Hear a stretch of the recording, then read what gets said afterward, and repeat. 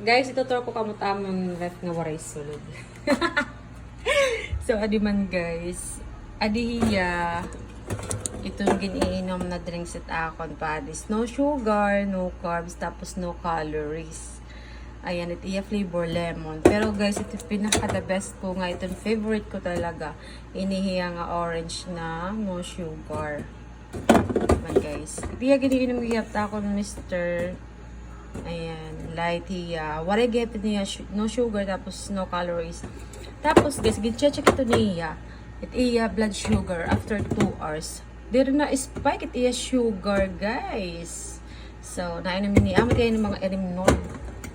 So, nakakainom lagi ang soft drinks. Basta, waray sugar. Basta waray la sugar. Mga zero sugar. Man, guys. Ini, guys, waray ko pa niya katikmi niya watermelon plus apple. Basta magrasan niya, guys. Tapos, inigiya po rin pag tumilaw. Ayan. Basta niyan kalapag, na. So, wala. Tur ko lang amon drinks. Waray la solid. Ito niya kumain mga sura.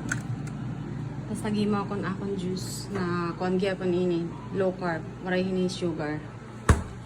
Yun lang.